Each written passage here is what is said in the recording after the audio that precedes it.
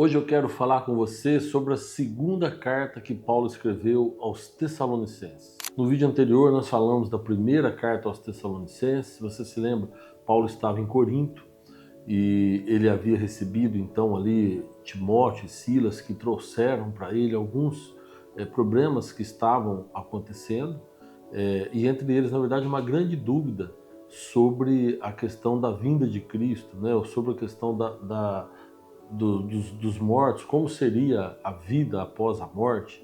Enfim, tinha algumas dúvidas com relação a isso. E Paulo então escreve a primeira carta aos Tessalonicenses, esclarecendo. Pouco tempo depois, alguns estudiosos acreditam que foram meses de diferença, porque Paulo ainda estava em Corinto, quando e Silas e Timóteo ainda estão com ele ali, inclusive, mas ele recebe notícia de Tessalônica, que eles estão com muitas dúvidas com relação ao grande dia do Senhor, né? ao dia final, enfim, ao arrebatamento. E Paulo esclarece isso, que nós não podemos confundir. O arrebatamento da igreja vai ser num piscar de olhos, num abrir e fechar de olhos. E a igreja será arrebatada, e não vai ter acontecimento nenhum de extraordinário, se bem que o arrebatamento já é um acontecimento extraordinário. Mas quem ficar não vai ver, as pessoas não vão ver esse acontecimento. Aí o grande dia do Senhor, que aí sim é o dia em que o Senhor virá nos céus para batalhar e vai, aí vai ter inclusive a punição, né? Onde Deus vai dar descanso para aqueles que estão em Cristo, e aqueles que não estão em Cristo vão ter problemas.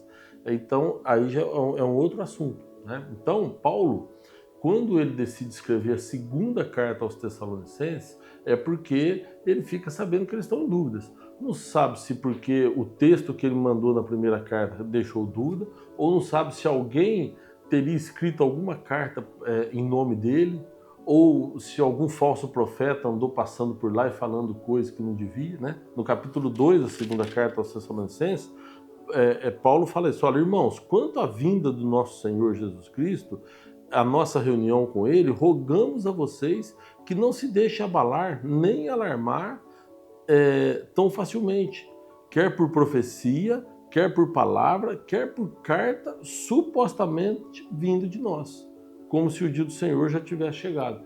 Então, o que ele está querendo dizer aqui é o seguinte: eu não sei o que foi que houve aí, por que vocês estão tão abalados assim, mas vocês precisam entender o seguinte: ainda nós não estamos nesse período da grande vinda de Cristo. Por quê?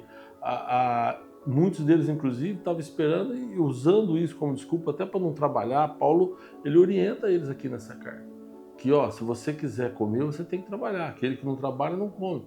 E orientando espiritualmente também. Você veja, a primeira carta de Paulo é como se fosse aí uma mãe mandando uma carta amorosa aos filhos. E a segunda carta é como se fosse um pai corrigindo, repreendendo alguns erros dos filhos, né? Então essa talvez seja a grande diferença da primeira carta para a segunda carta, né? Mas a carta de Paulo aos Tessalonicenses, a segunda carta, é uma carta bem curtinha, são 3 capítulos, e Paulo começa, como sempre, saudando, falando das pessoas que estão com ele lá, Silvano e Timóteo, né? Que estão com ele em Corinto, e aí ele decide mandar essa carta para os Tessalonicenses novamente, repito, pouco depois que ele havia mandado a primeira carta, e mais para corrigir. Então ele faz daqui ele abençoa os irmãos, faz aqui uma ação de graças, e depois ele escreve corrigindo então a respeito disso, para eles tomarem cuidado, porque o arrebatamento da igreja é uma coisa e o grande dia do Senhor é outra coisa, né? E ele fala que quando vier o grande dia do Senhor, antes disso vai ter muita apostasia, vai ter muita revolta contra Cristo, né? Então é diferente do arrebatamento. Então ele fala a partir do versículo 7 aqui do capítulo 1, que ele fala que ele precisa dar alívio, não, fala o seguinte, no capítulo 6 fala que Deus é justo, né, em retribuir com tribulação aos que lhes causaram tribulação e dar alívio a vocês que estão sendo atribulados, e a nós também. Isto acontecerá quando o Senhor Jesus for revelado lá do céu. Então aqui ele está falando da segunda vinda de Cristo, que ele vai ser revelado, e não do arrebatamento da igreja, né?